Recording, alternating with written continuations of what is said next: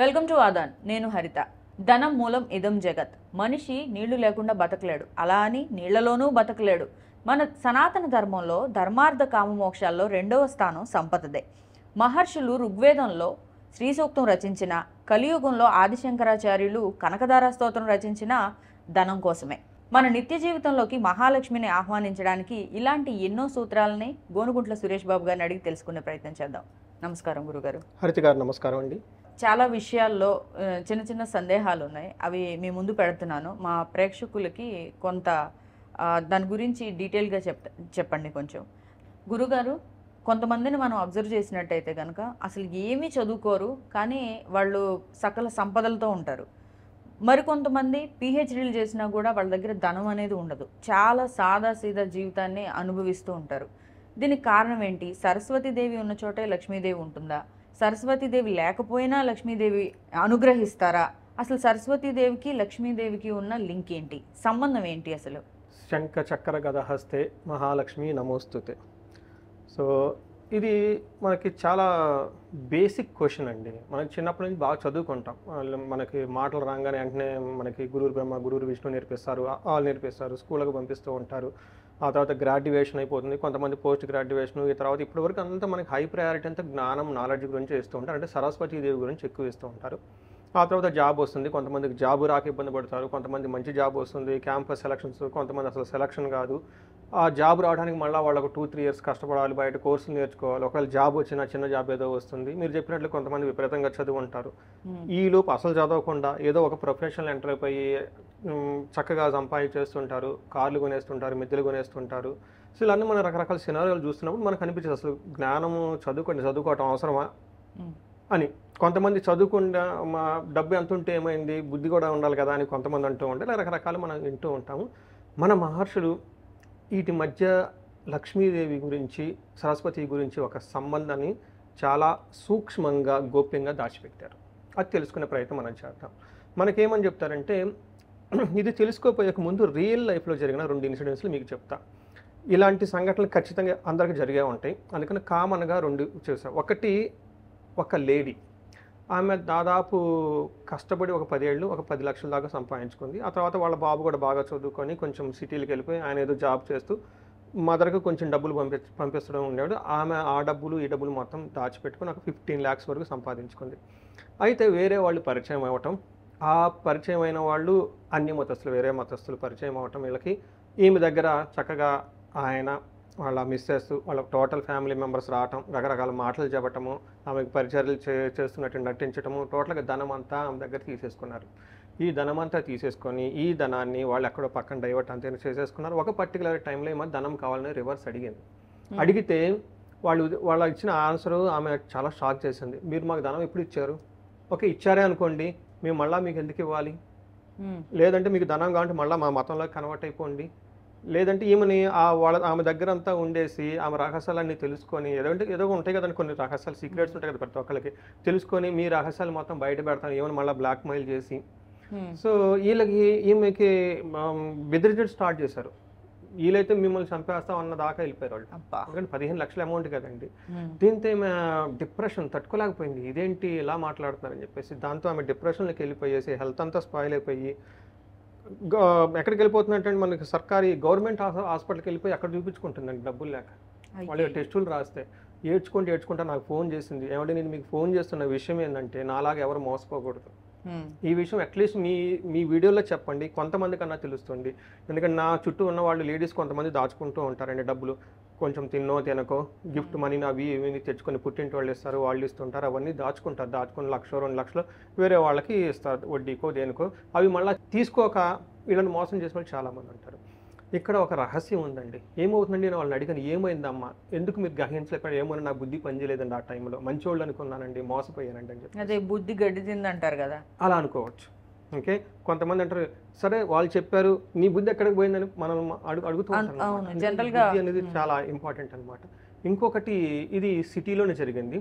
దాదాపు 14 కోట్లు ఒక ఆయన లాస్ అయ్యాడండి. నేను నా దగ్గరకు వచ్చాడేమండి, గురుగారు ఇలా పోయిందని. అంటే నేను కొన్ని హోమాలు అవన్నీ చేశాను. ఆ తర్వాత ఆ క్రమంలో నేను తెలుసుకున్న విషయం ఏంటంటేనండి, అతని చుట్టూ ఒక 7-8 మంది నమ్మించి మోసం చేశారండి, మంచితనంగా నటించి. నేను అడిగాను ప్లానెడ్గా నేను అడిగాను వాళ్ళందరూ ఇప్పుడు మీతో నన్ను మరి ఏం చేస్తామండి, ఈ టైంలో నేను బయటకి చెప్పలేను, ఎందుకంటే వాళ్ళ మీద నేను ఇంకా ఆధారపడి ఉన్నాను, డబ్బులన్నీ ఇచ్చున్నాను, నాకు తెలుసు వీళ్ళు నన్ను మోసం చేశారని, కానీ నేను వాళ్ళు వదిలించుకోలేని పరిస్థితిలో ఉన్నాను, మరి అందుకని చెప్పేసి నేను కొంచెం పేషెన్సీగా ఉన్నానండి అని. అతను చుట్టానికి చాలా గంభీరంగా ఉంటాడండి, కానీ చిన్న పిల్లోళ్ళలాగా అతని యొక్క ఫీలింగ్ ఎక్స్ప్రెషన్స్ నాకు ఇప్పటికి కళ్ళలో ఉన్నాయండి. 14 కోట్లు అండి డబ్బులు, ఎంత కష్టపడితే వస్తుందని చెప్పండి అది. సో ఇలాంటి చాలా చోట్ల జరుగుతూ ఉంటాయండి, ఎందుకంటే ధనం ఉంటుంది కానీ ఆ ధనంకి సంబంధించి చాలా విధాలు లాస్ అయిపోతూ ఉంటారు, మోసపోతూ ఉంటారు అనమాట. ఇక్కడ ఏం చెప్తారంటేనండి మనకి ఈ టైంలో ఎప్పుడు లక్ష్మీదేవి అలక్ష్మితో కలిసి ఉంటుందండి. మనకి క్షీరసాగర మదనంలో ఫస్ట్ దానవులు తర్వాత దేవతలు సముద్ర మదనం చేస్తున్నప్పుడు ఫస్ట్ మనకి అలక్ష్మి వస్తుంది. ఎప్పుడైతే అలక్ష్మి వస్తుందో వీళ్ళందరికీ ఇరిటేషన్ వచ్చేస్తుంది, డిప్రెషన్స్ వచ్చేస్తారు, అసలు చేయటం అవసరమా, ఈ పని మానేద్దాం అన్న ఒక ఇరిటేషన్లోకి వెళ్ళిపోతారు. ఆ తర్వాత వాళ్ళు ఆగకుండా ముందుగా చెలుగుతుంటే నెక్స్ట్ లక్ష్మీదేవి వస్తుంది. అయితే ఏమవుతుందంటే అలక్ష్మి జ్యేష్ఠాదేవి చెల్లి మీద ప్రేమ ఉంటుంది, అంతే కదండి, అక్క చెల్లెలకు ప్రేమ ఉంటుంది కదా. ఈ లక్ష్మీదేవిని విష్ణుమూర్తి పెళ్లి చేసేసుకుని వైకుంఠం వెళ్ళిపోతుంది, అలక్ష్మి కూడా వాళ్ళతో పాటు వెళ్ళిపోతుంది.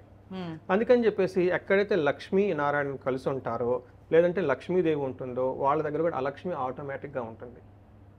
ఇది మనకి ఏం చెప్తారంటే మనకి సడన్గా ఎవరికైనా కనుక డబ్బు వస్తే ఆ డబ్బుతో పాటు వీళ్ళకి అహంకారం వచ్చే అవకాశం ఎక్కువగా ఉంటుంది, భార్యాభర్తల మధ్య గొడవలు అయ్యే అవకాశం ఎక్కువగా ఉంటుంది, విడిపోవడం జరిగే సిచ్యువేషన్ కూడా ఉంటుంది, లేదంటే ఆస్తి గొడవలు, మాకు ధనం కావాలి, మనం చూస్తుంటే పెద్ద పెద్ద మాకు ఆస్తి వాటాలు వేసేసుకుంటూ ఉంటారు. తర్వాత ఎక్కువగా డబ్బులు ఉండడంతో కిడ్నాపులు జరిగే అవకాశం ఎక్కువగా ఉంటుంది, ఎక్కువగా డబ్బు ఉండేది ఇన్సెక్యూరిటీ ఫీల్ అయ్యి బ్లాక్ మెయిల్స్ వచ్చే ఉంటుంది, వాళ్ళ మీద ద్వేషభావం పెరిగిపోతూ ఉంటుంది. ఎందుకు అది అంటే లక్ష్మి ఉంది, లక్ష్మితో పాటు ఎప్పుడు అలక్ష్మి కూడా ఉంటుంది. సో మనకేం చేస్తారంటే అండి ఈ అలక్ష్మిని బయటికి పంపించాలి అనే దానికి మన మహర్షులు ఒకటి చెప్పారు. అలక్ష్మికి ఒకటంటే ఇరిటేషన్ ఏంటంటే అలక్ష్మికి ఎప్పుడైనా సరే వేదాలన్నా జ్ఞానం అన్నా చదువు అన్నా సంగీతం అన్నా ఇలాంటివన్నీ ఉంటే అలక్ష్మికి తలనొప్పి వచ్చేసి బయటికి వెళ్ళిపోతుంది. సంగీతం కూడా సంగీతం కానీ డివోషనల్గా ఆధ్యాత్మికంగా స్తోత్రాలు కానివ్వండి వేదాలు కానివ్వండి చక్కగా మాట్లాడుకుంటున్నా కొన్ని విషయాలు లేకుంటే మంచి బాగా చదువుకున్న విద్వాంసులు ఉన్నా కానీ వాళ్ళ దగ్గర అలక్ష్మి ఉంటే అలక్ష్మికి తల కొట్టేసినట్టు తలనొప్పి విపరీతంగా వచ్చేసి అక్కడి నుంచి వెళ్ళిపోతుంది. అందుకని మనం చాలా క్లవర్గా ఉండాలి. అలక్ష్మి ఏ రూపంలో ఉందో మనకు ఐడియా లేదు, కానీ మనం మాత్రం సరస్వతి దేవుని కనుక పట్టుకున్నాం అనుకోండి అలక్ష్మి అక్కడి నుంచి వెళ్ళిపోతుంది. అప్పుడు అలక్ష్మి ఉండదు కాబట్టి లక్ష్మీదేవిని మనం ఎంజాయ్ చేస్తాం. ఇక్కడ ఏమవుతుందంటే అసలు సరస్వతీదేవి ఎవరు? సరస్వతీదేవి ఎవరు అంటే మనకి గ్రంథాల్లో ఏం చెప్పారంటే సరస్వతి బుద్ధిదాత్రి అంటారు. అంటే మనం చూసారు ఫస్ట్ ఎగ్జాంపుల్లో బుద్ధి ఎక్కడికి పోయినట్టు కదా, ఆ బుద్ధి కావాలంటే సరస్వతీదేవి మనకు ఉండాలి. సో ఏది మంచి ఏది చెడు అని ఒక జ్ఞానం మనకు కావాలంటే బుద్ధి పనిచేయాలి. ఆ బుద్ధి ఎలా పనిచేస్తుందంటే సరస్వతి ద్వారా మాత్రమే పనిచేస్తుంది. సరస్వతీదేవికి ఇంకొక పేరు కూడా ఉంది, అది క్షుద్ర గంట అంటారు. అంటే మన మీద ఎవరైనా కనుక నెగిటివ్ పన్నాగలు పన్నుతున్నా చెడు మనకు జరగబోతున్నా ఏదో ఒక రూపమున సరస్వతీదేవి సంకేతాల రూపంలో మనకి తెలిసేలా చేస్తారు. పర్ఫెక్ట్. క్షుద్ర గంట నెట్టంగా మోగుతుంది. ఎప్పుడు క్షుద్రం అంటే నెగిటివ్ ఇన్ఫ్లుయెన్స్ మన మీద వచ్చినప్పుడు వాళ్ళకి వెంటనే సెన్స్ అయిపోతారు. సరస్వతీదేవి అనుగ్రహం మన మీద ఉంటే లక్ అనమాట, ఆ నెగిటివ్ ఇన్ఫ్లుయెన్స్ జరగకుండా కాపాడబడుతుంది అనమాట. కొన్ని విషయాల్లో మనం ఎక్స్పీరియన్స్ అవుతాం, ఏదో రాంగ్ సెన్స్ లో ఉంటే కనుక కొన్ని సిగ్నల్ కూడా తెలుస్తుంటాయి. కరెక్ట్, ఇంట్లో ఉన్నప్పుడు కూడా. అవును, ఆ మైండ్కి ఆ సిగ్నల్స్ క్యాచ్ చేసే పవర్ కూడాను మనకి సరస్వతీదేవి నుంచి వస్తుంది అనమాట. అంతేకాకుండా సరస్వతీదేవి ఎక్కడుంటే అక్కడ విద్యా దానకరి అంటారంట, విద్యం ఆటోమేటిక్ వచ్చేస్తూ ఉంటుంది అనమాట. అందుకని చెప్పేసి నాలెడ్జ్ ఉంటుంది అనమాట. అందుకని చెప్పేసి ఇప్పుడు మనకి చాలా క్లీన్గా అర్థమైపోయింది, ఎవరైతే సంపదలు ఉండి వాటి ద్వారా సంతోషంగా ఉండి వాటిని ఎంజాయ్ చేయాలనుకుంటున్నారో సరస్వతీదేవిని ఖచ్చితంగా గౌరవించాలి, రక్షించుకోవాలి, కాపాడుకోవాలి. లేకపోతే అలక్ష్మి వచ్చేస్తుంది. ఇందాక జరిగినట్టుగా అన్ని జరుగుతాయి. అలా జరగకుండటానికి మనకేం చెప్తారంటే జ్ఞానం అనేది మనకున్న ధనాన్ని సంతోషాన్ని కాపాడుతుంది. ఇంకొకసారి రిపీట్ చేస్తున్నాను, మనకి షీల్డ్ ప్రొటెక్షన్ ఎలా ఉంటుందో మనకున్న ధనం, మనకున్న సంతోషం, మనకున్న ఐశ్వర్యం ఈ మొత్తం మనం పర్మనెంట్గా కాపాడుకోవాలి అంటే జ్ఞానాన్ని మనం పెంపొందించుకోవాలి. అందుకని మనం స్కూల్లో అయిపోయిన తర్వాత వెంటనే మన ఎడ్యుకేషన్ వదిలేయకుండా కంటిన్యూస్గా చదువుకుంటూ ఉండాలి, ఏదో ఒకటి నేర్చుకుంటూ ఉండాలి. దాన్ని ఏమంటారు? స్వ అధ్య అంటారు, స్వ అధ్యయనం అంటారు. మనకి సంస్కృతంలో మన గ్రంథాల్లో స్వవిద్య స్వ అధ్యయనం అంటారు. అంటే కొంతకాలం అయిపోయిన తర్వాత మనమంతా మనమే నేర్చుకోవాలి. బుక్స్ తీసుకోవటం, భగవద్గీత తీసుకోవటం, భగవద్గీత చదువుకోవటం, అష్టావక్ర తీసుకోవటం, చదువుకోవటం, మహాభారతం చదవటం, అందులో తెలవని విషయాలు ఎన్నో ఉంటాయి, వాటి గురించి చదువుకోవటం, రీసెర్చ్ చేయటం, న్యూస్ పేపర్ చదవటం, బుక్స్ చదవటం, టెక్నాలజీస్ గురించి తెలుసుకోవటము. ఇంకొకటి మీరు ఇందాక ఒక విషయం అడిగారు, కొంతమందికి పెద్దవాళ్ళు చదువుకొని ఉండరు కానీ వాళ్ళకి ఆ జ్ఞానం ఉంటుంది. వాళ్ళ దగ్గర మింగిల్ అయ్యే జనాలు కానీ మాట్లాడడం తెలుస్తుంది, వాళ్ళకి అడ్వైజర్ని అపాయింట్ చేసుకోవటము, వాళ్ళకి సజెషన్ తీసుకోవటము, తల్లిదండ్రులకు నమస్కారం చేసుకోవటము, వాళ్ళకి ఏదో ఒక రూపేణ ఆ జ్ఞానాన్ని గౌరవిస్తూ ఉంటారు. అందుకని నేను చదువుకోవాలా కానీ వచ్చిన వాళ్ళు నేను గౌరవిస్తాను. ఇది కూడా నా దగ్గర వాళ్ళు ఉంటారు, నేను చదువుకోలేదు కానీ నా ఫ్రెండ్ ఉన్నాడు పక్కన బాగా చదువుకొని ఉంటాడు. సో నేను మంచి మంచి డెసిషన్స్ తీసుకోలేదు. నాకున్న లిమిటెడ్ జ్ఞానంలో హంబుల్గా ఉండి వేరే వాళ్ళని అడిగి తెలుసుకుంటాను. ఒక జ్యోతిష్కుల దగ్గరికి వెళ్తాను, పండితుల దగ్గరికి వెళ్తాను, ఎవరిది నేను చేయొచ్చో చేయకూడదా తెలుసుకొని ఆ టెక్నిక్ పట్టుకొని దాన్ని పట్టుకొని వెళ్ళిపోతూ ఉంటాడు. ఆటోమేటిక్ లక్ష్మి వచ్చేస్తుంది. కొంతమంది విపరీతంగా చదువుకొని ఉంటారు, ఆ జ్ఞానాన్ని ప్రాక్టికల్గా పట్టడం రాదు. సో అది కూడా ఇంపార్టెంటే. సో చాలా తెలివిగా మనకున్న జ్ఞానాన్ని పెట్టుకుంటే ఆటోమేటిక్గా లక్ష్మీదేవి వచ్చేస్తుంది. దానికి మళ్ళీ అలాగే సరస్వతి బుద్ధి జ్ఞానం ఉండాలి. ఏదో జ్ఞానం అంటే ఇలా కాదు, ఆ హంబుల్నెస్ ఉండాలి. ఈ ప్రకారంగా మనం చూసుకుంటే సరస్వతీదేవికి, లక్ష్మీదేవికి మన గ్రంథాల్లో చాలా సూక్ష్మంగా, చాలా సున్నితంగా చక్కగా వివరించారు. ఇలాంటి మరిన్ని సీక్రెట్స్ తెలుసుకోవాలనుకుంటే 25 టైమ్లెస్ మనీ ప్రిన్సిపల్స్ అనే వర్క్షాప్కి అటెండ్ అవ్వండి, మరింత జ్ఞానాన్ని సంపాదించుకోండి. Thank you.